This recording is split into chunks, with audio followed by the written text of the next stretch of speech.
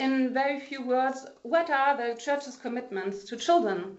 Well, in 2013, at the General Assembly of the World Council of Churches, member churches have urged the World Council of Churches to support them in addressing the needs of children, since many of the churches witness every day the difficulties and the difficult realities of many, many children. So in response, in partnership with UNICEF, to which we are very grateful for their support, we have developed a process of consultations on the question, how can the churches best use their influence to improve children's lives?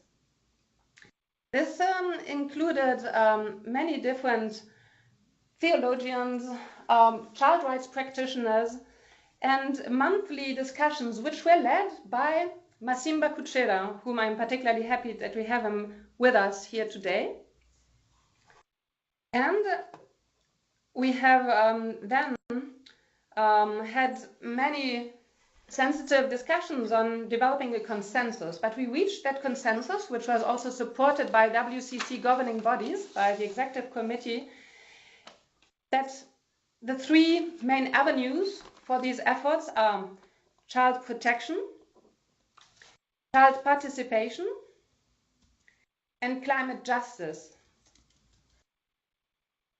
And for each of these, the document, which is now called Church's Commitments to Children, entails a list of actions which are proposed for all churches to do a special effort in using the influence for children.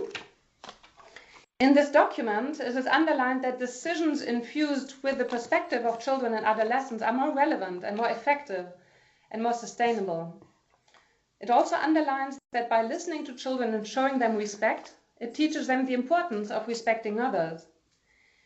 And therefore, the list of actions proposed starts by saying, let us provide secure and welcoming spaces where the voices of children are heard and the agency of children is recognized and encouraged. When this document was actually launched in March of last year, so it's not so long ago, our General Secretary has then asked all member churches to consider discussing this document and making it their own. And within not so many months, we had over 200 positive responses from member churches and partners who said, yes, we would like to be part of this initiative and collaborate around efforts on the Church's commitments to children. But I just ask you if you see on the screen now a map. Yeah. Yeah.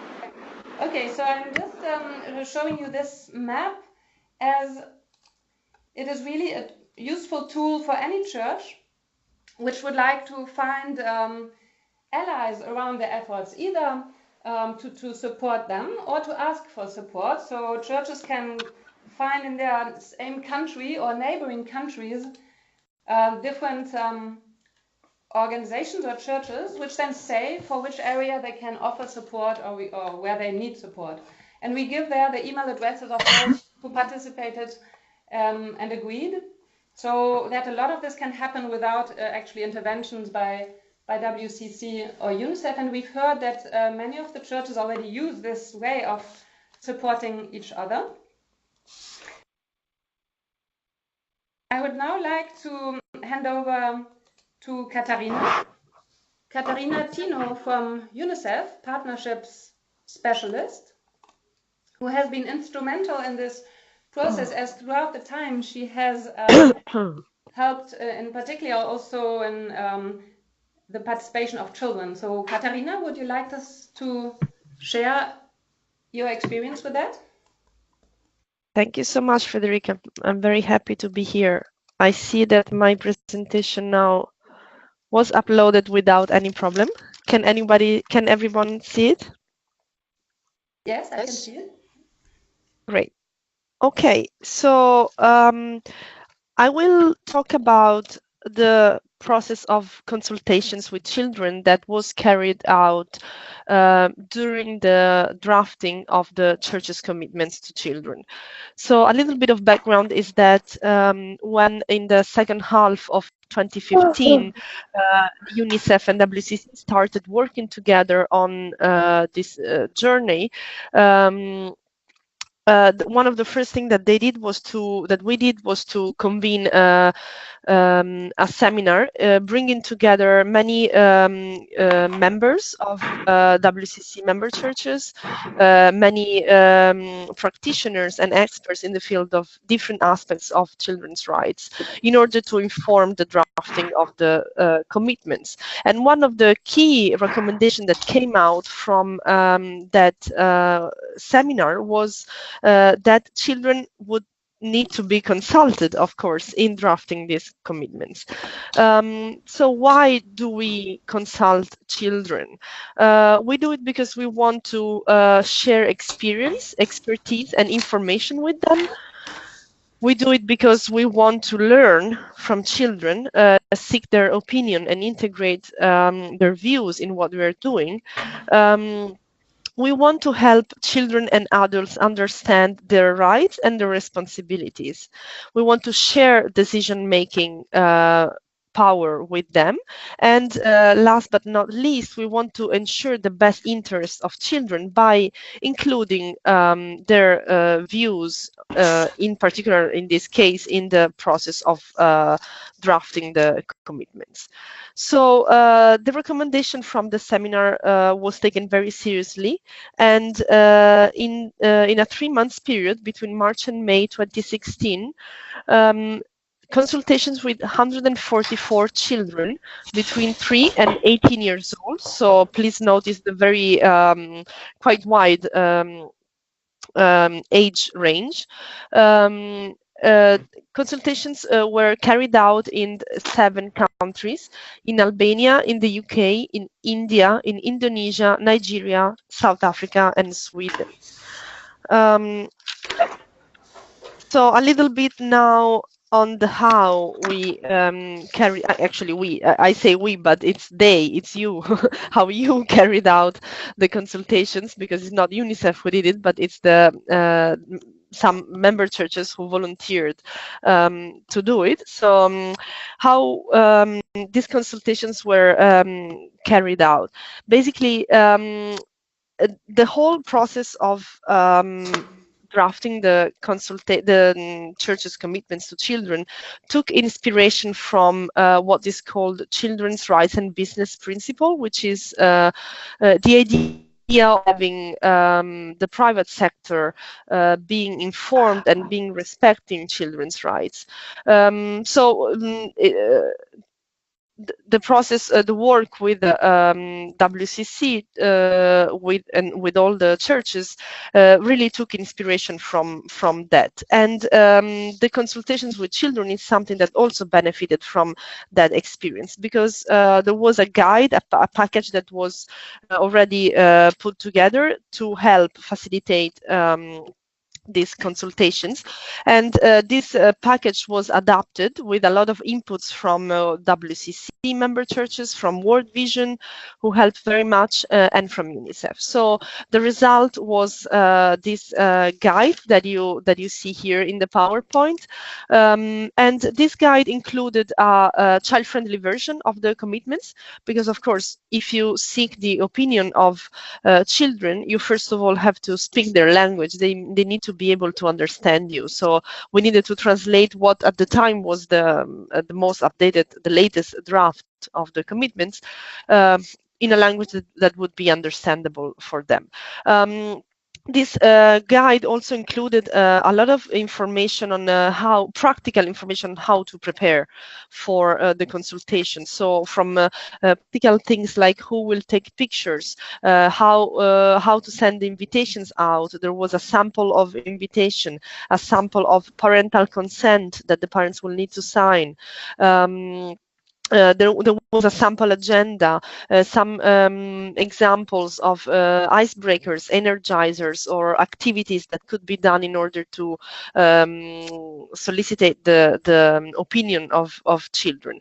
All these were, I think, useful it was, I think, useful information, useful material that would help someone who wanted to carry out the consultations, to help them getting organized.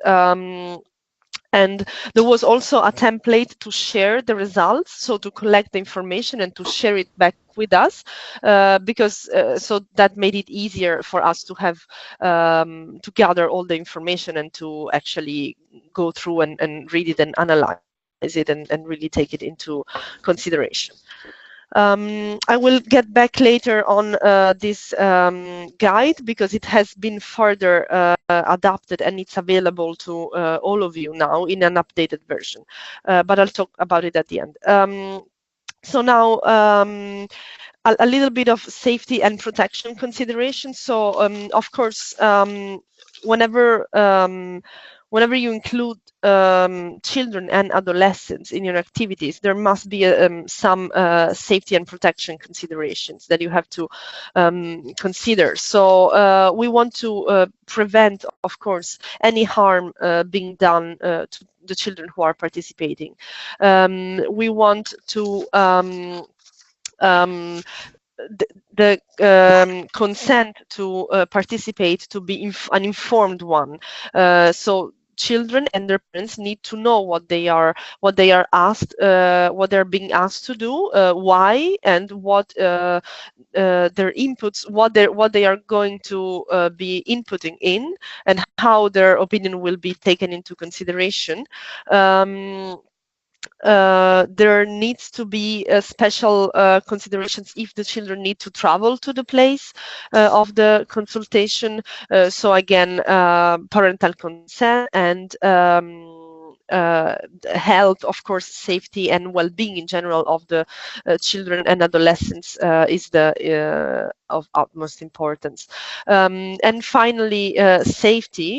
Of course, that it's very important to have a space where children are safe, but also do feel safe, and safe to express their opinions, and to know that their opinions will be respected and they will not be discriminated against, or they will not suffer any consequences for their opinions.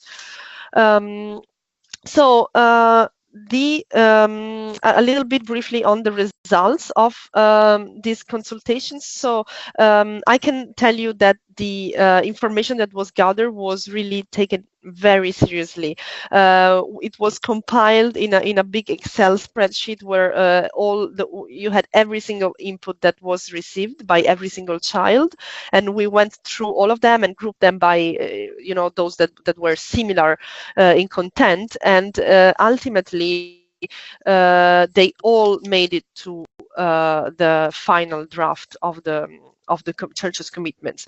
So in general, it was an occasion to, of course, to capture the children's opinion on the draft, but also more in general, it provided an opportunity, a moment for children to reflect, more broadly speaking, on the rights and responsibilities, and on how churches can support those rights and responsibilities.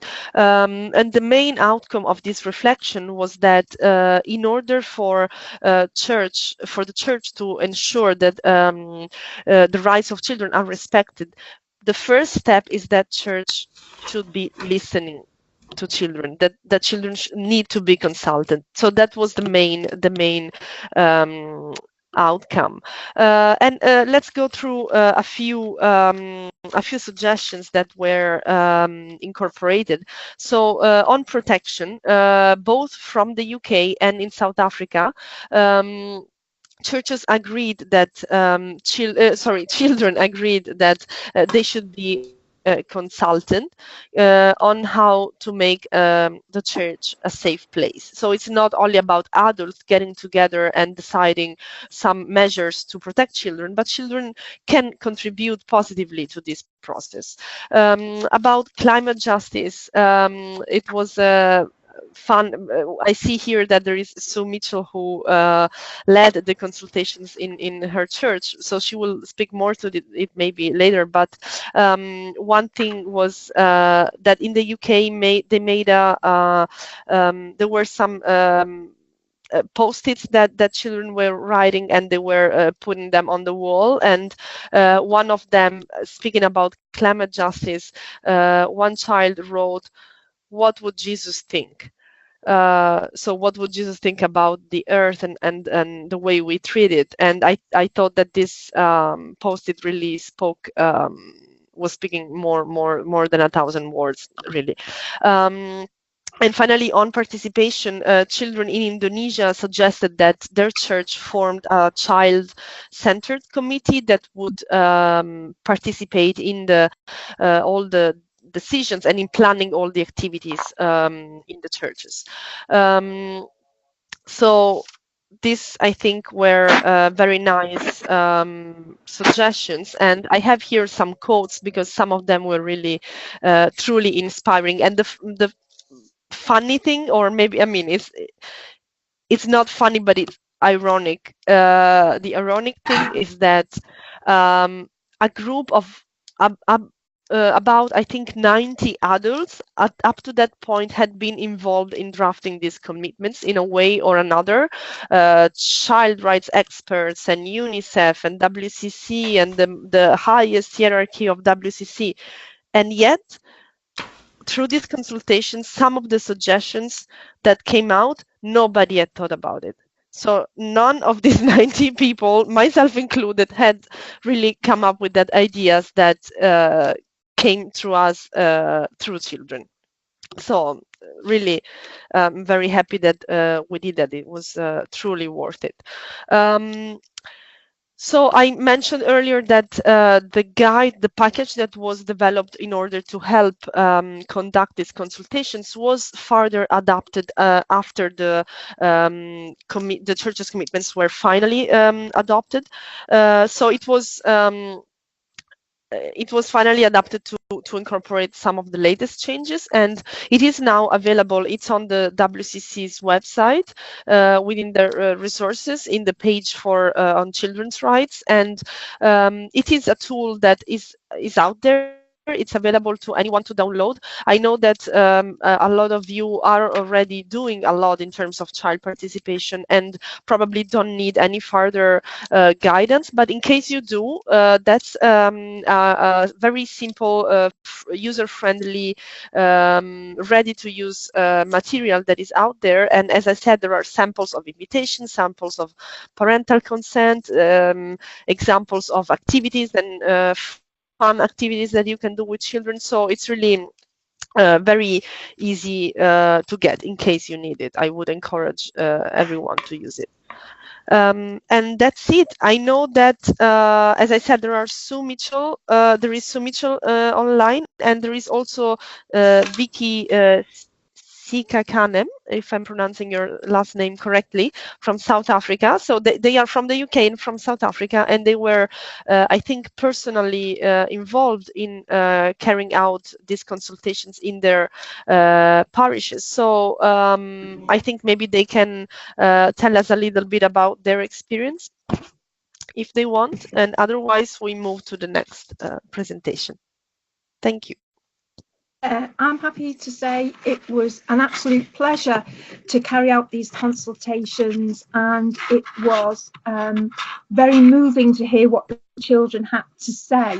And I think, without taking too much time, one of the key factors that the English children said was about the actual consultations is, please don't just offer children the chance to help in shaping the future, but it should quite clearly say we should include children in helping shape the future.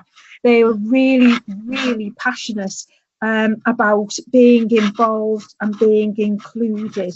And I won't take up too much time, but yeah, it was brilliant to do, and they gave some really, really helpful inside information.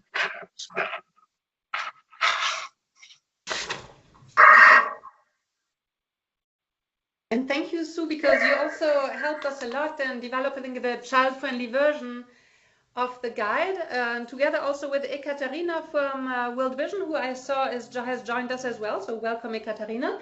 Victoria, may I hand over to you to give us some testimonial from South Africa? Yes, it's good to be with you all this afternoon, and just also without wasting too much time. One of the things I managed to do as a result of the commitment of the church was to challenge our church to include children in a major decision-making Congress in November 2016, where children brought their voices forward to explain to the church how they feel excluded. And one of the issues they raised was that when they have their activities, some of the ministers are not involved. Others indicated that they want also to go out and change other people's lives, and that need the support and the guidance from the adults. So many of the adults who heard those voices, I need to say, didn't believe that it actually emerged from the children themselves. But out of that, as I said, I'll mention this quickly, we've continued journeying with sensitizing adults and ministers to be more careful about what the children say, what the children want, and how they as a church can allow children to feel they're important parts of the work of the church. And in short, this year, we are continuing with the aim of becoming a youth and child-friendly church as a mission imperative for our church. And the education wing of our church has then committed the third year and to the fifth year seminarians to explore and investigate as an assignment how they can begin to address that imperative and make our churches youth and child friendly. So in brief, that is the exciting activity that is emerging out of the commitment. Thanks. Thank you so much, Victoria. So yeah, we were seeing so many different reactions from children, and I recall from the comments from South Africa that some children told us they were really surprised that they were being consulted at all. It seemed very unusual for them. And then I learned from a colleague who has been traveling to El Salvador that in other places, like there's a lot of years of ongoing participation, very active participation. So we heard that there's a very special case in El Salvador in the Methodist Church. That's why we've asked Reverend Juan Dios de Peña, the president of the Methodist Church in El Salvador, and also the president of the Council of Methodist Churches in Latin America and the Caribbean, to give us a bit of information on how you do it there in El Salvador and what do you observe in such a very active child and youth participation. Juan, can I hand over to you? And are you able to open your presentation now? Yes. Yes, thank you very much. Well, I want to share a little bit of information quickly about El Salvador. And for those one that doesn't know where El Salvador is, it's in the central part of the Americas. And El Salvador is a 6 million people population, and is one of the smaller countries on the continent as well. The religion is distributed. 50% of the people are Roman Catholic, 32% Protestant, and 2% Mormons and Jehovah's Witnesses. There are more general information, but I want to go quickly. You can see how the population is in El Salvador by gender and ages, and you will see that children and teens and youth are the higher amount of people in this country. So something that happens in the recent history of El Salvador is that we faced a civil war that lasted for 12 years. That as a result, we have more than 90,000 people that were killed during the wartime. But finally, in 1992, we have some peace agreements, and then we start going through a different moment into the country. But has been very challenging because after 12 years of being fighting, people hasn't been able to experience any difference. The war, it was against the government, the guerrillas in the government, just trying to find some justice and for different situations that were going on in the country. But right after the Civil War, what we have is that people just try to survive after a war, and Salvadorians, everywhere they go, everywhere they are very hardworking people. And but something that happens just during the war and after the war is that we experience a society with a lot of violence. And you know, the children have been experiencing that all the time. When we talk about the participation of the children, when we talk about that in El Salvador, we face a very difficult challenge first, and it's the fact that the children are victims of violence, directly of the violence. Sometimes because they receive violence from the families, but sometimes violence from the general society, because broken families, and also because a big problem, which is the gangs. I don't know if you heard about that, but El Salvador is involved in a very difficult situation with gangs. We have more than 90,000 gang members into the country right now, and mostly of the work they do is through children. Sadly, in public schools is where the gangs recruit the children. So the children from around 13 years old are in a very high risk of being killed. Sometimes they can be killed by gang members because they don't want to become part of the gangs. They can be killed by another gang member if they join one particular gang.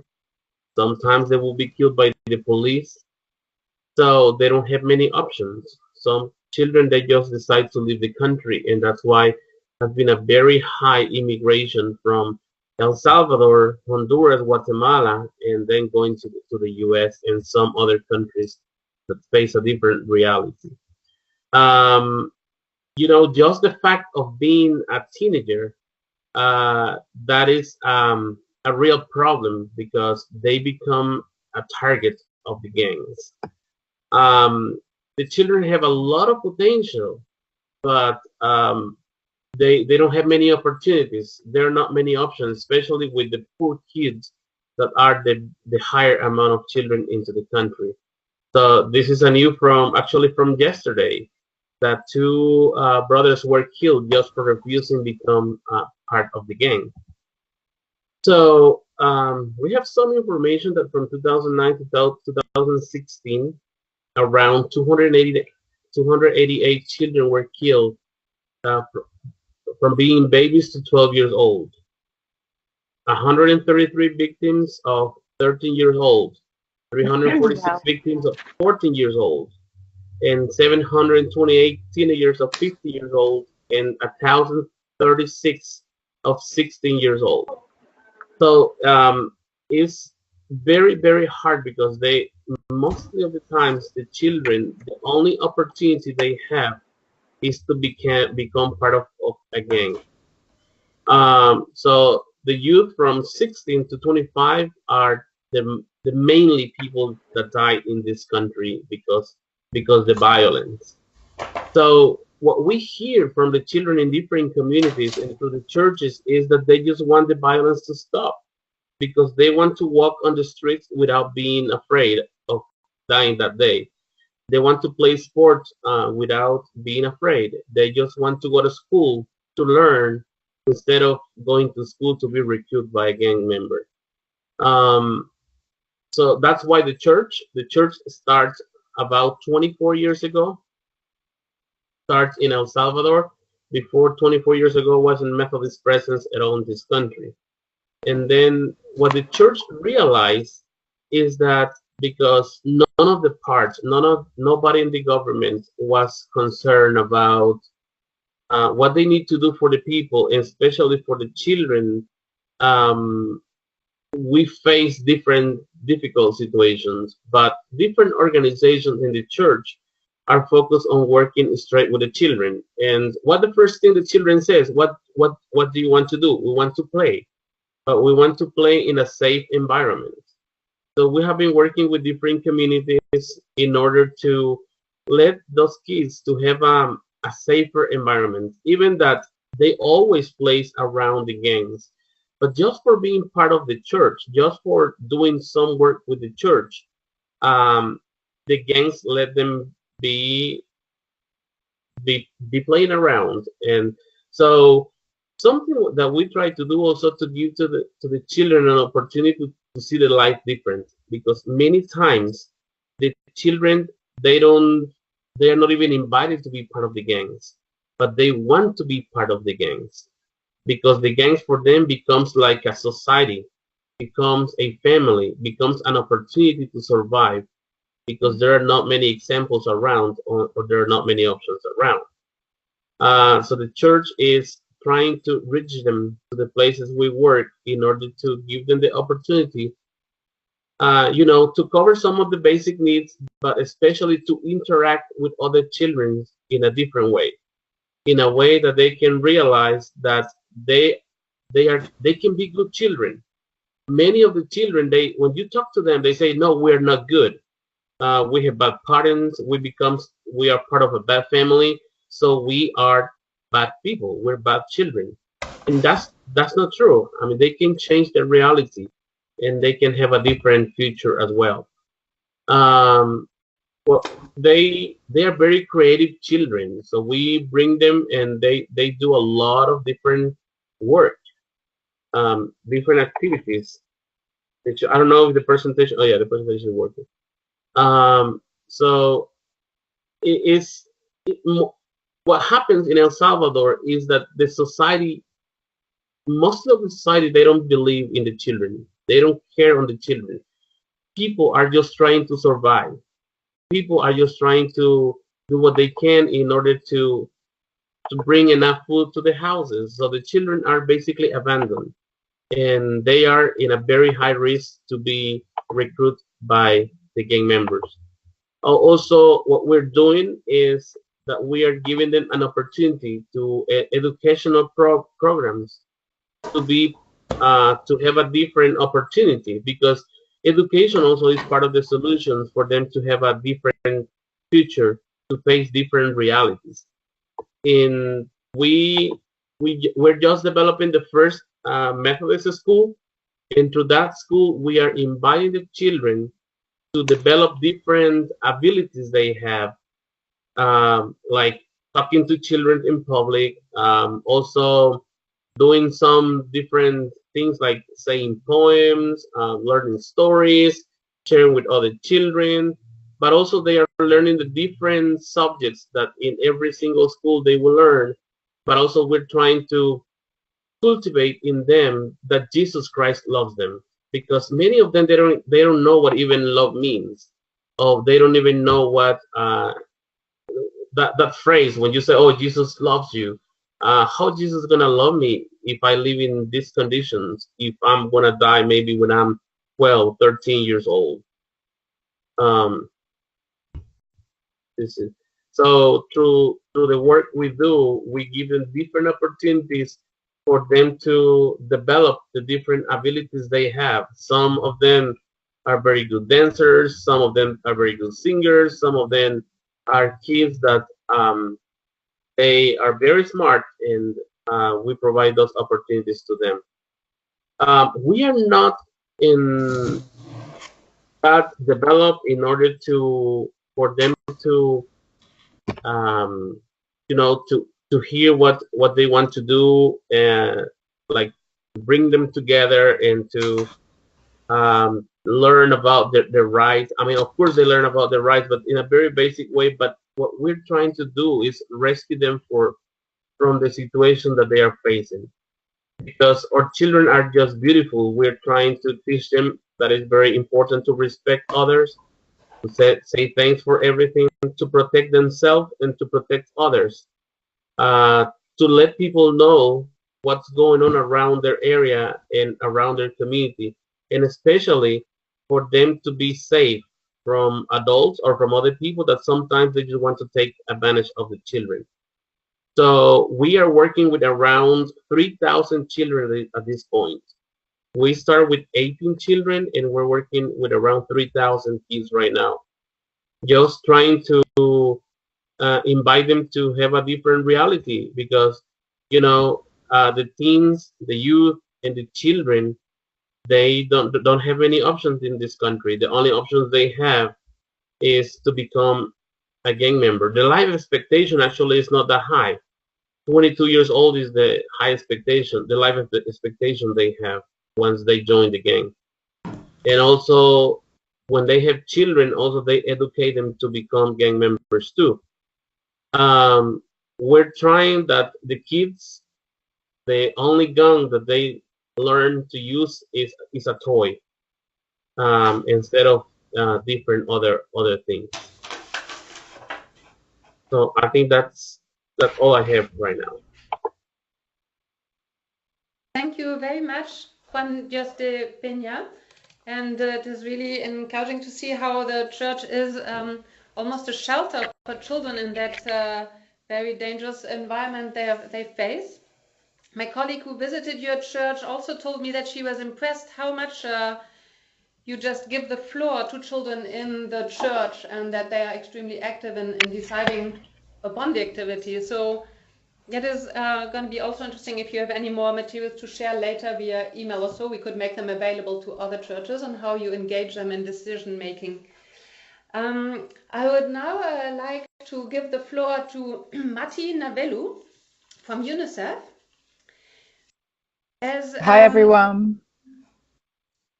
Can everyone hear Matti well? Yeah, I think I did the right thing here. So you also have access now to everything, but I don't think you have a presentation, right? So you're going to tell us that's right. more about the World Children's Day. Please go ahead.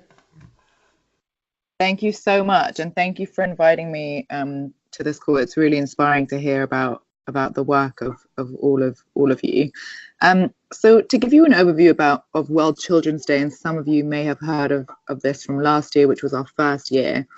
So it's UNICEF's global campaign to rally the world around children and children's voices on one day every year. So using the day November 20th, which is the day that the Convention on the Rights of the Child was adopted, really using that day to rally the world around raising awareness of the rights of children. So specifically this year, what we're doing is we're asking children all around the world to actually vote on one area, one issue that they want, that needs advancement, and based on a few key areas that UNICEF has identified as having the biggest return on investment for children. So areas like education, girls' rights, ending violence against children, etc. And so children will tell us through this vote what area they want adults and government leaders to actually take action on, and specifically fundraise around, as well as raise awareness and advocate their governments. So, for example, if they choose education, UNICEF will then in every country activate around that issue. And it's really a day for children by children. So it's the one day that we let children speak in the media and sort of take over traditional adult roles. So it's a really fun day, and it also is a fundraiser and awareness raiser. So what we're trying to do is, beyond owning the day, we want to celebrate and listen to children around the world. And this is an opportunity for schools and churches and companies to really celebrate children, but then raise awareness on a specific issue. So what we're doing right now is we're in the early stages of the creative development, but there will be one specific activation that every network can take on that day. So whether that is something like face painting or a children's march to their local government, we will be able to send any networks interested in participating that specific pack. And it's something that children and adults will be able to do, and it will be fun, and it will also be a fundraiser. So that's the basic concept. And every year this is our second year, but this campaign will go on every year for UNICEF, and every year we'll rally around a different theme for children. So I'd love to open it for questions, and certainly we'd love to be able to share with faith networks a specific pack that you can then use on that day to engage children and adults around this issue for children. Thank you very much, Matti. So there's still a lot of time towards 20th of November. And I think it will be really good for us to be able to make on our website available to all churches any support materials, which could help the churches prepare for a very engaging special day with lots of impact, not just on that very day. Absolutely. And also, and if to participate in the in the survey, right? Because you are asking children to choose. Right, yes, Matti? that's true. Yes, we can So also churches invite could your also participate in the vote. Absolutely. Yeah, so Matti, if there's and anything where consultations are taking place where you would appreciate support from the churches, that could be really interesting for us to make available on the Child Rights webpage, and churches to be encouraged to disseminate that. Definitely. And I think that would be great. And it would be, I think what would be really useful from churches is if there's a specific format that really works for you around engaging young people and children, that would be helpful so that we know what kind of format we can prepare specifically for your networks. Thank you very much, Matti. And your colleague Shannon O'Shea is now going to give us information on the particular example of how children were consulted in a process which could sound extremely technical and cumbersome, the Sustainable Development Goals, but apparently there was a way in UNICEF to make that really interesting for children to participate as well. Shannon, could you go ahead and tell us more about that? Yeah, so good morning and afternoon, evening, everyone, and I'm happy to tell you about how children, adolescents, and youth have been involved in making the SDGs a reality. And I think from some of the earlier presentations, we've also learned that kids really want to be involved in issues. They want their voices to be heard. They want to take action. So we really think that this is an important success factor for the SDGs.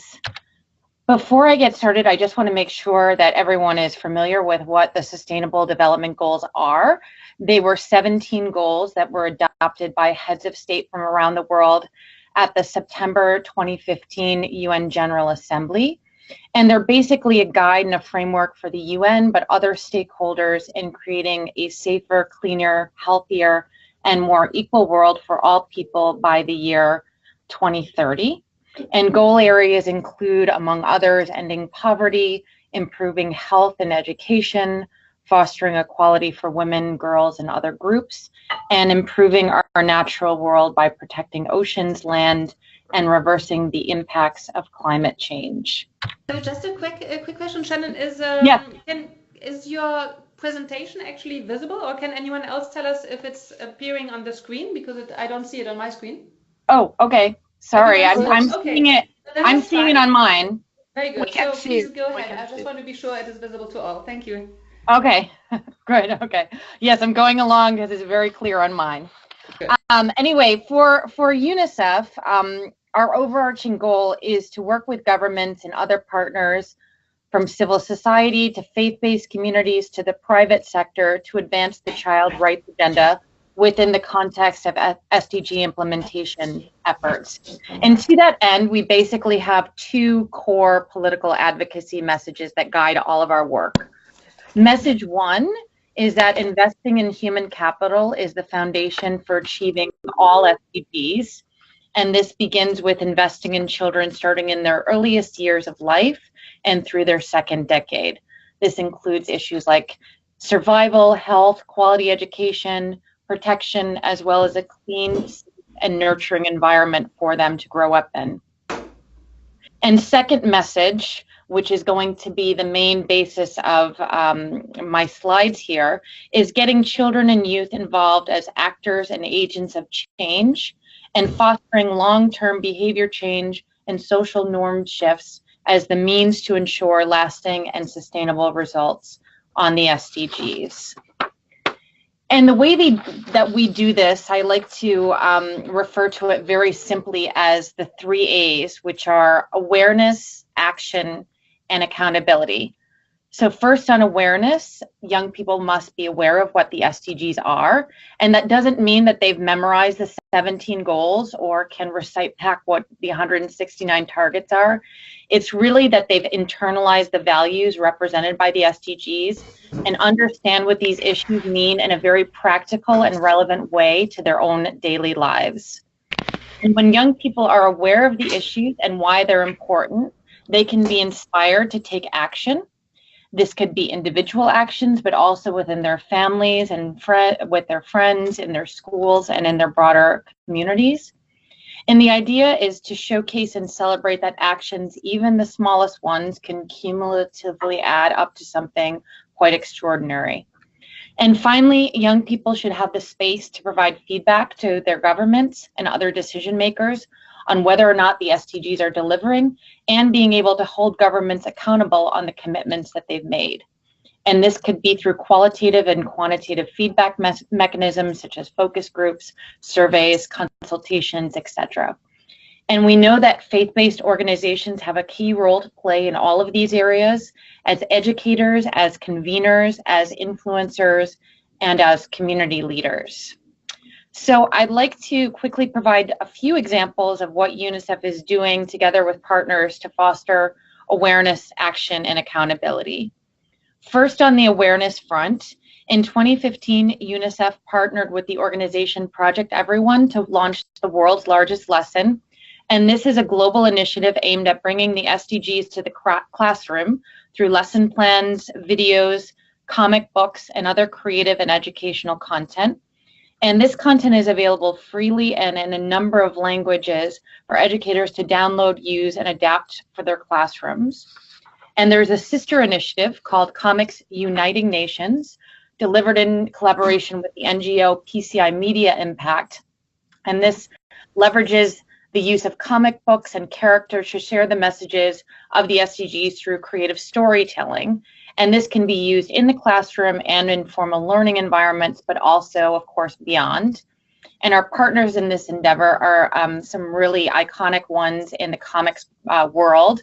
So Stan Lee, who created characters like Spider-Man and Marvel Comics, to name a few. And this dual approach to engaging children through both educational and creative content has been really successful. World's largest lesson videos have been downloaded and viewed millions of times, as have the comics. On social media, we've had hundreds of thousands of mentions, potentially reaching tens of millions of people across the world.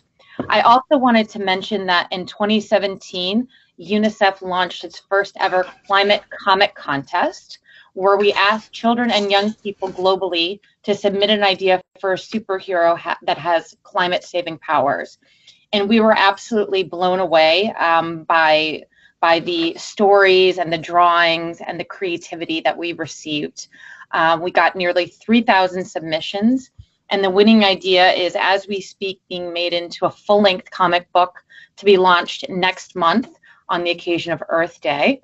And the winning artist is a young woman named Sona. She's 21 years old, from India, and her community was actually directly impacted by flooding due to climate change. So this was really a personal issue for her as well. And both World's Largest Lesson and Comics Uniting Nations are based on the premise that in order for children to be able to be inspired to take action, they have to be aware of the issues. So we really feel that using this educational and creative content is an effective way to inspire the behavior change and the social norm shifts that we want to see.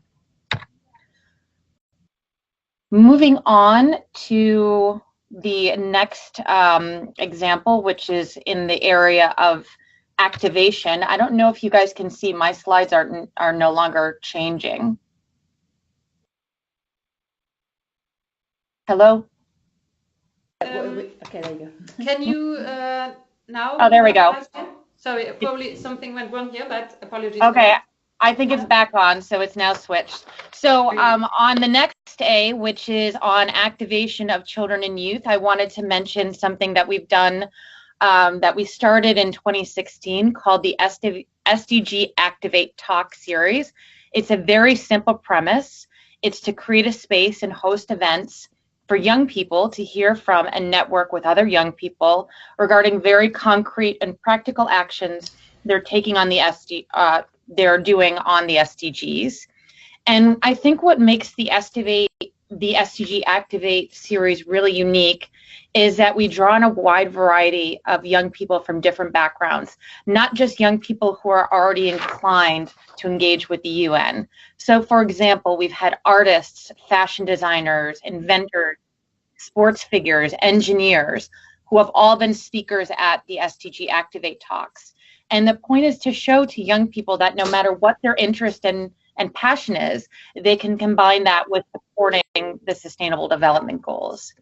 We have a really simple methodology for organizing an Activate talk. We've made it available publicly, so we encourage anyone to use it. And I don't know if anyone is based in New York or will be in New York next month, but our next Activate talk is a few weeks away. It's going to take place on April 19th, and it's going to feature the winner of our climate contest, as well as other young people who are working on the issue of climate change. And it will also be webcast on UN TV. Finally, it's essential for young people to have spaces where they can share their views with government, and that governments are taking these views of their youngest constituents into account as they make decisions. UNICEF, with some of our child-focused NGO partners and others, have been advocating for governments to create such spaces in their national parliaments and at the global level in UN forums such as the High-Level Political Forum. UNICEF has also leveraged existing tools, for example, our mobile phone application U-Report, to collect the views of children on different aspects of the SDGs and share these views to governments and other decision makers. We strongly believe it's not only a right for young people to have this space, but it's actually a benefit to governments in helping them to make more informed decisions that lead to more efficient and effective programs and policies. We believe that perception data, together with data collected through more official channels like census surveys, can provide a more robust evidence base for understanding what may or may not be working on the ground, and therefore allow decision makers to employ resources and pursue interventions that best meet the needs of people and improve their lives. So I'll stop there. Only a few examples, but I'm happy to answer any questions at the end of the webinar. Thank you. Thank you very much, Shannon. And it is really encouraging to see how such a participation can work in complex issues. And we see throughout the world that when we do give the floor to children and include them in decision making, sometimes very innovative solutions can also be found. That's why here at the WCC now we've also started a new effort to make it possible for children to support children in being consulted in reporting processes to UN mechanisms. So I'm going to hand over to my colleague Jennifer Philpot-Nissen. And I'm just going to check if I've installed the slide. This is your first slide, right? Would you like to sit here maybe and can change the slides yourself? Okay, I could do. Yeah. So Jennifer has done this before, the support to child-led consultations in reporting to UN mechanisms, before when she was with other organizations, and now here in the WCC she's helping us to make that very accessible to churches and to see that it's actually can bring a lot of results. Please go ahead. Okay, thank you. Thank you, and hello to everybody. And yeah, I was very happy to be following the presentation from Shannon just now, because I think it's a good segue. He talked about children's participation in the SDGs. And we have a specific part of the Church's commitments to children which talks about children's voices in international processes, particularly the reporting to the Committee on the Rights of the Child and reporting to the Universal Periodic Review. I'll say a bit more in a minute about what the Universal Periodic Review is, but we had our first opportunity with World Council of Churches to involve children in this process last year concerning Nigeria. And just to sort of give you the dateline of that, last April, almost a year ago now, we had a specific request for assistance from the Methodist Church in Nigeria. They expressed their concern about high levels of child abuse, particularly sexual violence against girls, which they considered was just being met with complete impunity, complete silence. When girls did speak out, they were either not believed, or if the parents believed them and tried to take legal actions, then the perpetrators were paying for cases to disappear. And it was just being met with a wall of complete indifference. And I know Nigeria has been making some efforts with being a pathfinder country to try and address this, but obviously the people we spoke to felt that absolutely nothing was changing so far.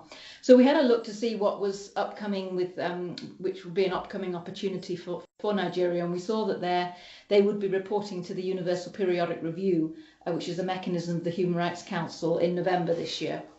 Just to say a few words about this, a bit more about the Universal Periodic Review. Just before you switch slides, can everyone see the presentation? Just be on the safe. Yeah, okay, everyone's nodding. Good. Yeah. Okay, so what this mechanism is, as I say, it's a mechanism of the Human Rights Council. It began work 10 years ago now, whereby in every single UN member state, no matter where you are on the kind of human rights spectrum, you go through the same kind of review once every 4.5 years. The review is done by other governments, which makes it different from the reporting to the Committee on the Rights of the Child, whereby a committee of experts does the review. And civil society is an important stakeholder in this process.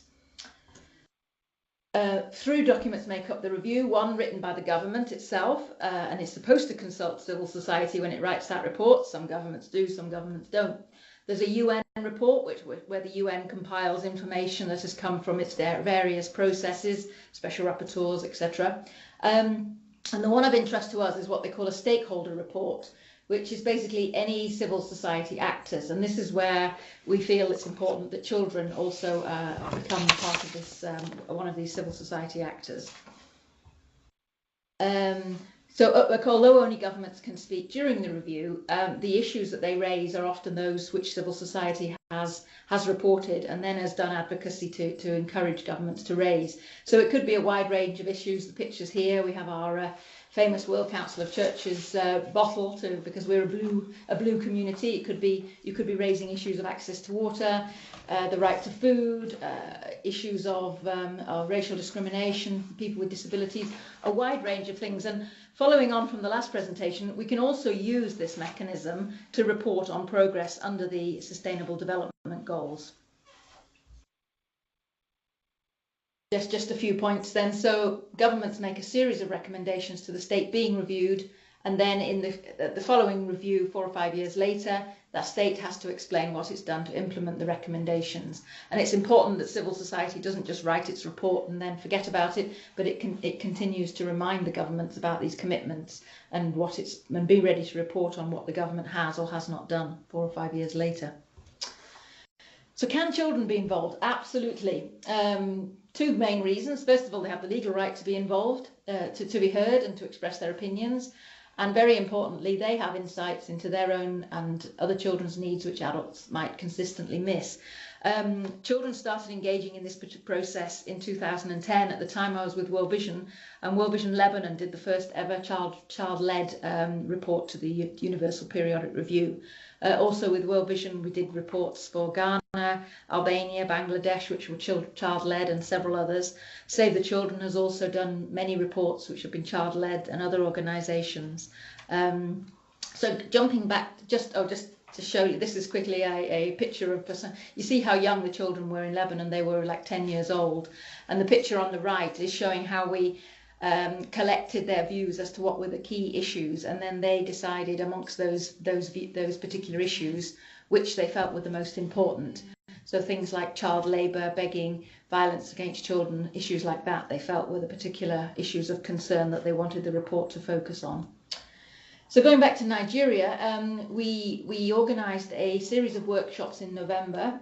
7 of them took place in 4 different locations, 3 with children, 3 with adults. One was had a mixed age. We weren't able to do a second one separately. At least half of the workshops included people with disabilities. And again, we used the same sort of methodology. We talked to children generally, what are their understanding about rights, got them to tell us what they knew, what did they know about the UN. We tried to make this process as uncomplicated as possible. And it really, they don't need to know all the intricacies of how the UN system works. They just need to know they have a voice and they can talk about what they think are the problems and, very importantly, what are their recommendations. We had some particular presentations on issues of violence against children, violence against women, freedom of religion and belief, and disabilities, but we tried not to have too many thematic presentations because we didn't want to guide the discussion too much. We wanted them to tell us what they felt were their concerns. And the results showed that we'd been successful in that different concerns which we hadn't even mentioned, such as access to education was an overriding one, and the civil conflict with the Fulani herdsmen was the main issue concerning their security and their concerns about right to life. If I have a few more minutes, I thought I would just quickly give you an overview of upcoming dates for people on this call as to when your reviews will be taking place. The reviews there's 2 reviews about to happen. It'll be too late for you to report on, but you'd be interested in knowing the outcomes. Canada and Cameroon will be reviewed in May. Reports from civil society have to be in 6 months before, so it's too late for you to report, but you will certainly be, I'm sure you'll be interested to know what is said during those reviews. South Africa, Finland, the UK and India went through their reviews a year ago, so although it is now you're not in the reporting phase of the cycle, it's important that perhaps children are aware of what their government promised to do at the international level and can also have a role in advocacy in holding the government to account over the next 3 years until it's time to report again. 3 that are perhaps of most interest because the review happens next May, so therefore your reports need to be in by October this year. Democratic Republic of Congo, Norway and Ethiopia, and if you'd like to talk later on, we can give you some support if you'd be interested in doing some reporting on that. And then just quickly, others. Sweden is due to report it to be reviewed in January 2020, El Salvador in October 2019, Panama in 2020, Zimbabwe in October 2021. So that's all I'm going to say about the UPR. Just one other thing which, should I talk about? Cool, yeah. Yes. Something which is absolutely nothing to do with the UN system and certainly nothing to do with the Universal Periodic Review, but we made the link. Every summer, not far from here, just above Montreux, is the only global conference that brings together adults and children to learn how to work together for social change. It's called the oh, sorry, I missed a slide on Nigeria. Yes, this is just to talk about the process that's coming up for the rest of this year, in that we intend to bring children from Nigeria to do advocacy with governments here in Geneva prior to their review in 2018 this year. Yeah.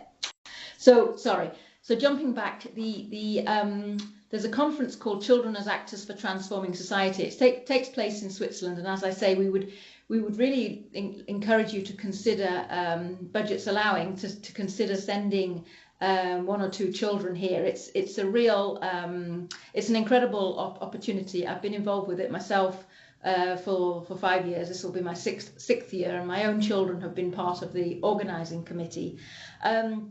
And we brought last year 1 girl from Benue, which is one of the areas where we did a workshop in Nigeria. And because of her week at this conference, where she learned how to speak up, how to engage, and she even learned how to facilitate workshops, which was very helpful because the workshop she was at with me, I actually fell sick and she took over the rest of the workshop that day. But so we made the link between bringing a child here just to understand a little bit more about the international environment. We did some training with her about the UN system. And then when she went back to Nigeria, she was able to be involved in this process. So I've put the link there if you'd like to learn a little bit more about the co-conference. One thing that's very important, obviously you'd like to know the cost of it. To bring an adult and a child for a week, the cost of being at the conference, all accommodation and all food, is about equivalent of $1,200, and then obviously you need to factor in your flights as well. But if there's any budget for that, we would strongly recommend you consider it. Okay. Anything else? Thanks a lot, Jennifer. Yeah. And I can confirm I've been to that conference myself. That makes young people meet also members of the UN Committee on the Rights of the Child. They meet people from UNICEF. They get to really understand a lot on how the international organizations work and how they can contribute to processes that have an impact on their lives.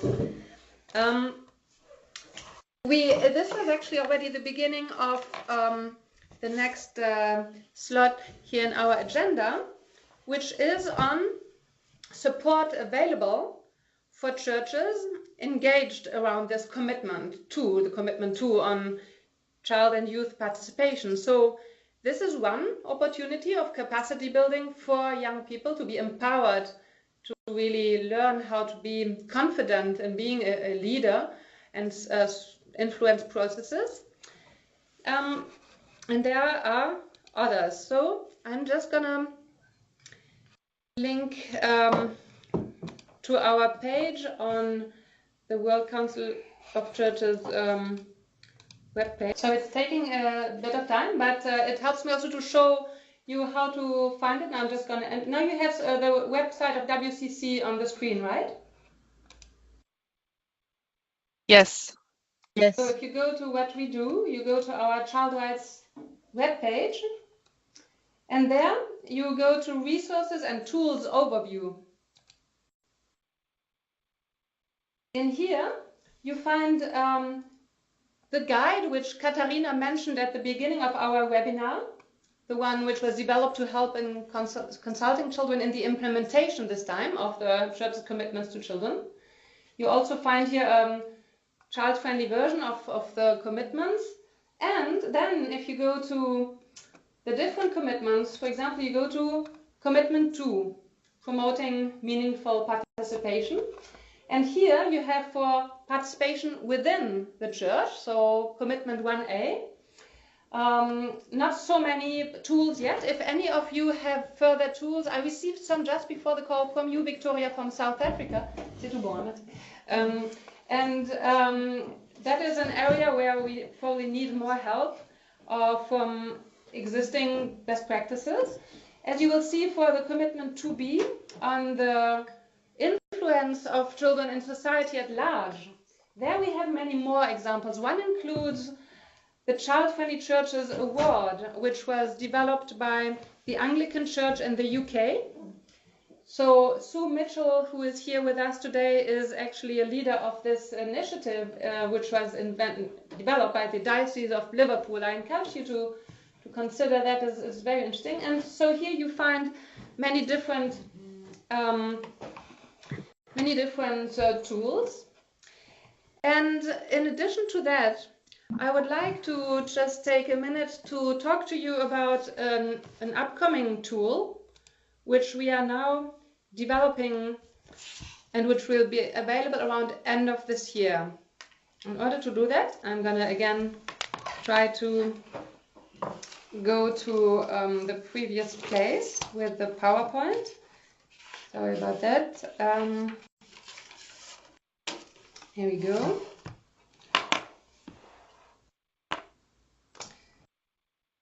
Can you now on your screen see some puppets? Okay, so this is actually just 2 visuals from what is called the Theopopet. And here people who live in this region, they are very familiar with it because it's very successful. It's a puppet theater play for children aged 4 to 9 years old, which the Protestant Church of Geneva has developed to explain quite difficult issues to young children, including issues like death and issues of environment, but also jealousy. I mean, for the moment, they're addressing many moral issues, and they do it in a secular version or a church version, because they also do interventions in schools where they're not allowed to make so many references to the Bible, but so it's more about the values. And in the other version, which they use in the churches, it's very explicit. There's also one puppet called Fourmix, and that is always the commentator who explains some sources of theological reflections to children. They were quite amazing in explaining to such young children who Martin Luther was. So I had difficulties explaining, a lot of difficulties explaining that to my children who are 7 and 11, when there was a reformation on Luther. I mean, that was very complex. But with this puppet theater, they managed to explain to very young children who Luther was in a very fun way. So we have now, we are about to sign a contract, but we have confirmed that we are going ahead with this to develop a special episode explaining to children what are the church's commitments to children. So this special episode will be ready on the 20th of November this year, and the premiere will be at an event celebrating the 70th anniversary of the WCC. And the content will have a slight bigger focus on Commitment 3, on climate justice initiatives with and for children, but it will also explain in general what churches are doing for children and why, and how children can contribute to that. So I'm mentioning it here because you may want to consider using that in your context, and depending on feedbacks and requests we receive, we can then also fundraise for translations and DVDs to be produced in different languages. Okay, so much this about tools available and upcoming tools. Caterina, may I now hand over to you for the discussion and questions and answers? Sure. So I don't see any question in the chat. Yeah, maybe because I forgot to encourage everyone again for this session on questions and answers, if you would like to put your questions in the chat section, but if not, you can also just go ahead and ask. I think that it's possible for you, Caterina, to see. I mean, if you want to ask a question, you just unmute yourself and you go ahead and ask your question. That would be the fastest, I would say. Absolutely, yes.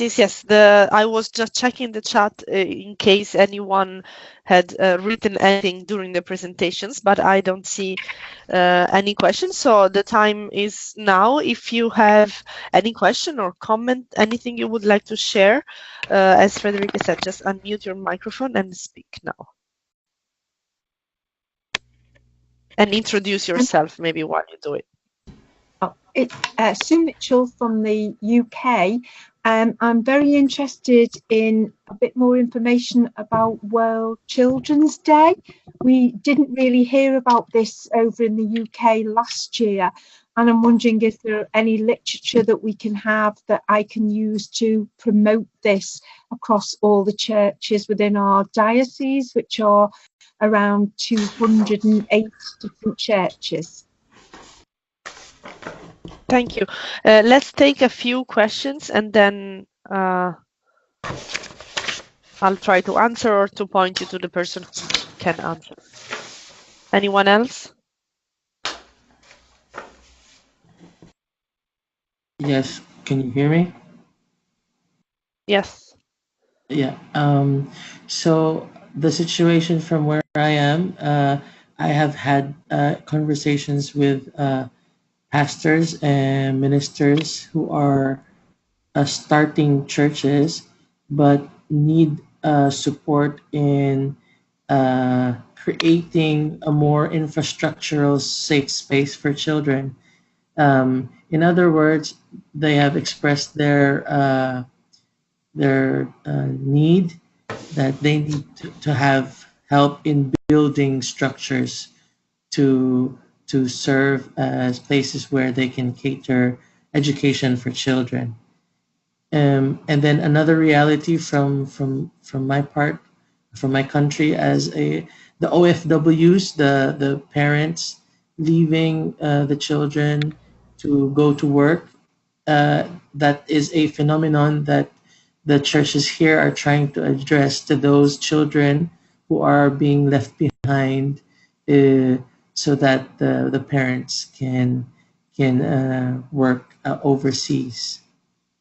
So if anybody is interested to kind of learn more and study more and help more on that reality of OFW families with children, being left for, and then they grow up with their grandparents or uncles. That might be something interesting and worthwhile to do on our commitment, the church's commitment to children.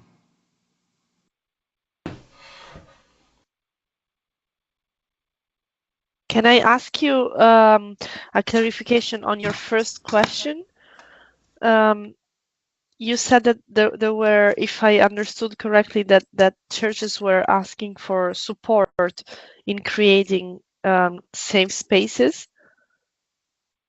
Can I ask you to elaborate more? Yeah, with the understanding that they have an existing kinder kind of educational curriculum project, but the desire of the leaders of this church is to create more infrastructure. So I just want to put it out there, if there are groups and generous people who like to focus on building structures for learning for children, there are people here who are needing or help, who would be glad to receive that kind of help. Thank you.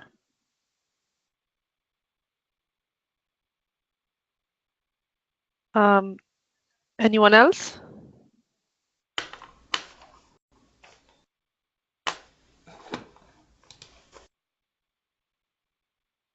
Okay, I think that's it.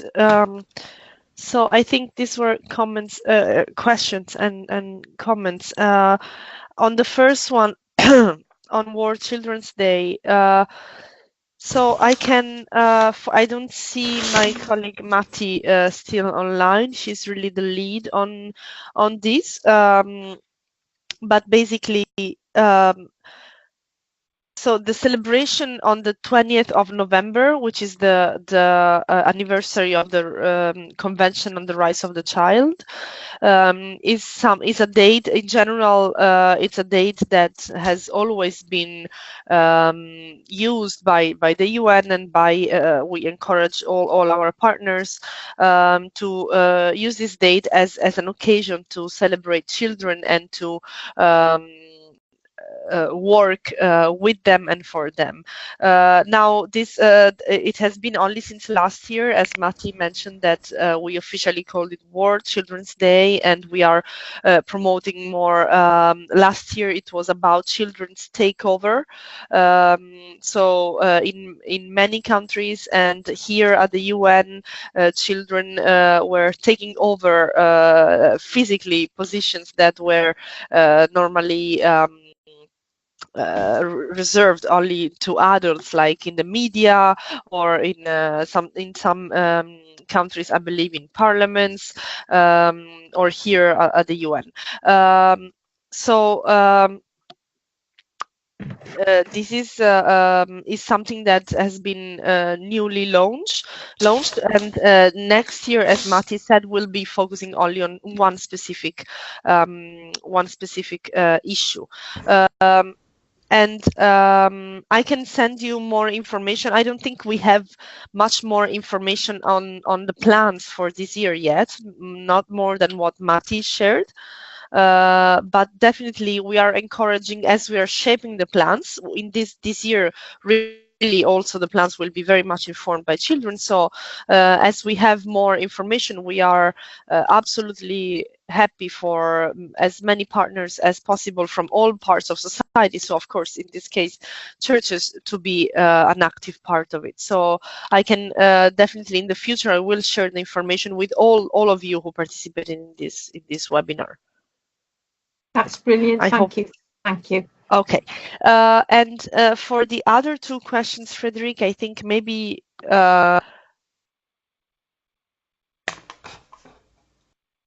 Sorry, I can't hear you anymore. She's frozen. Oh, yeah. Yeah, so Jack, then you had one question on infrastructure for safe spaces. I think we can take I mean, when we have questions like that, which are more related to fundraising, I compile all the requests we receive, and when we have donors who are asking how they could support churches' efforts for children, I share them with them. So if you have anything specific with amounts and what would be the objectives and what it leads to, I can include it in our project proposal overview, which we share when we have donors approaching us.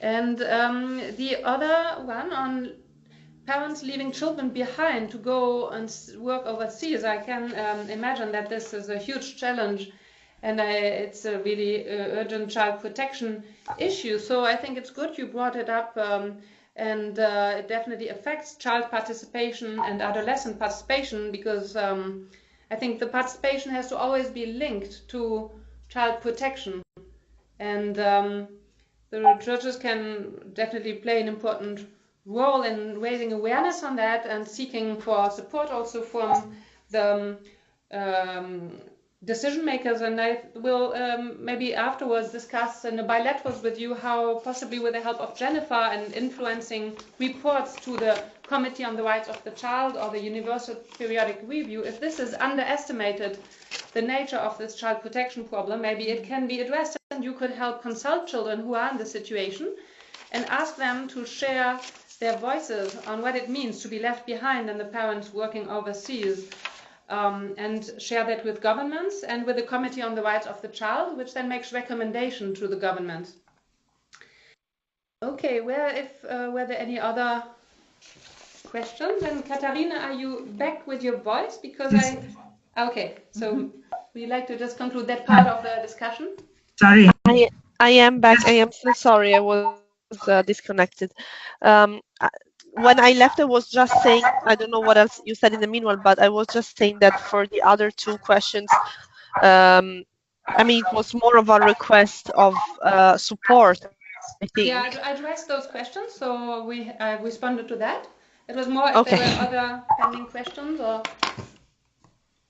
Just a comment from me, if it's possible, for the material. In Southern Africa, we have Mozambique, which is more Portuguese speaking.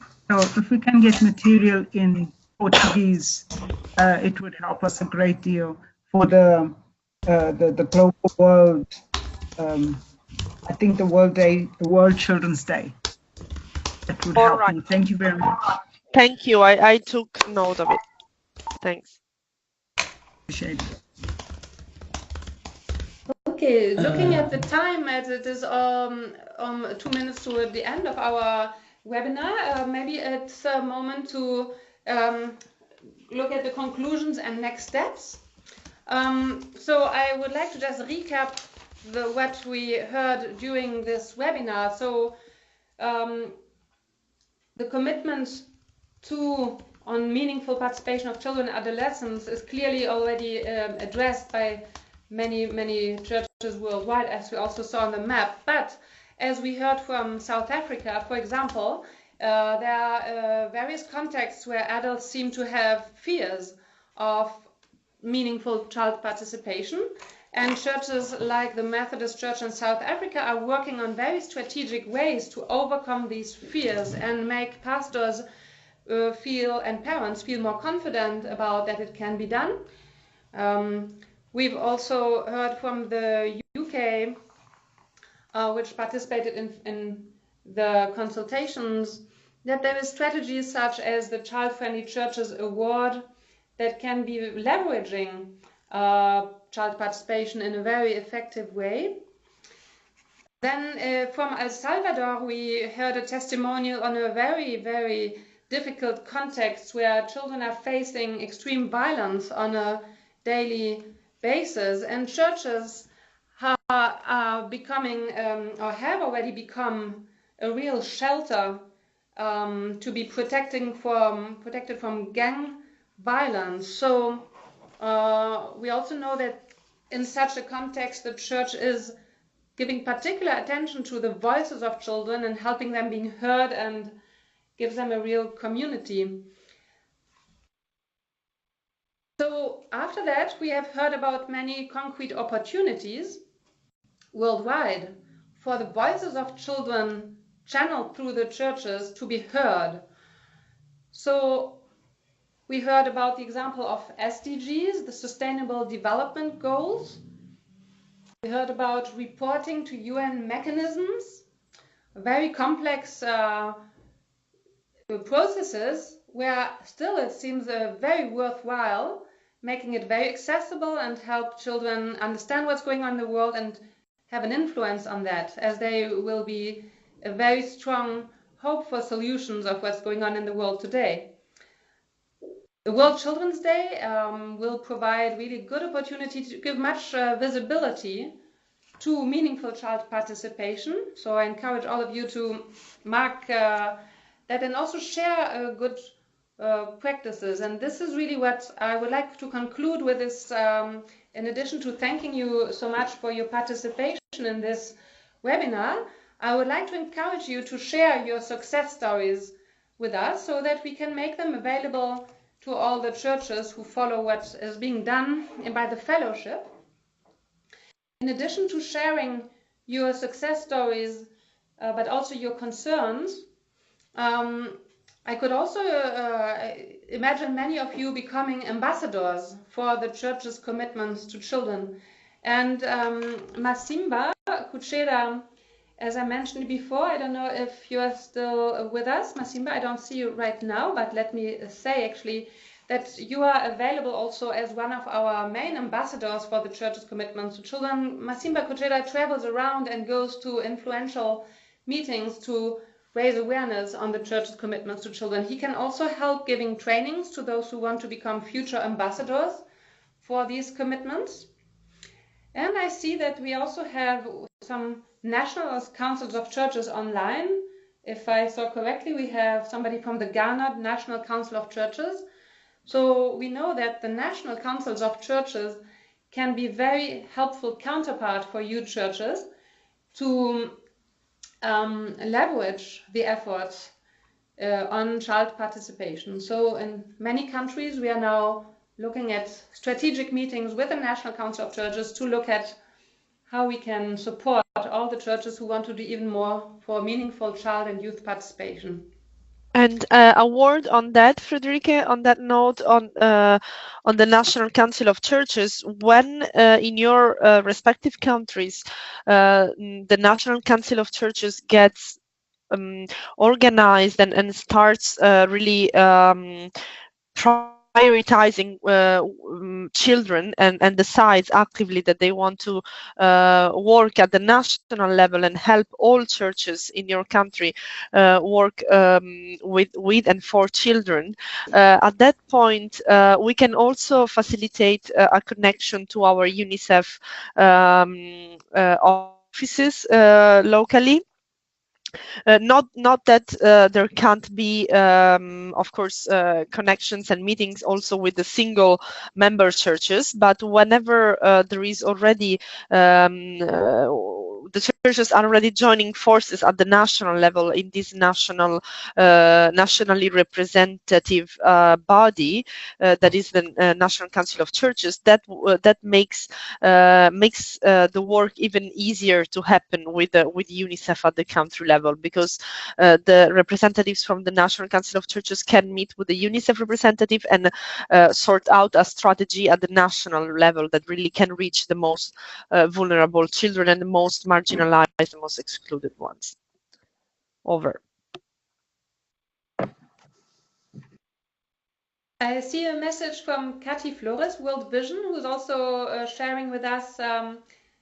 Would you like to take the floor, Cathy? Okay, if not, I will share it with the follow-up message as you are highlighting here your efforts on the Day of Prayer and Action for Children, because 20th of November, World Children's Day, is also marked as a World Day of Prayer and Action for children. It's that's like there's also support material available there from World Vision and from Arigato International. Right. Can you hear me? Yes, now we can hear you. Oh, I'm sorry. I thought you could. I started to speak, but I didn't think you could hear me. Yes, we engaged with Arigato and with you all and others this last year specifically, although we have in other countries prior to this. And so we're looking to do it again on the global level this next year. So I'd be very interested in hearing back your results from your survey and the one topic that you guys will be focusing on, and see how we might be able to work together on that, or somehow partner, or just hear your ideas.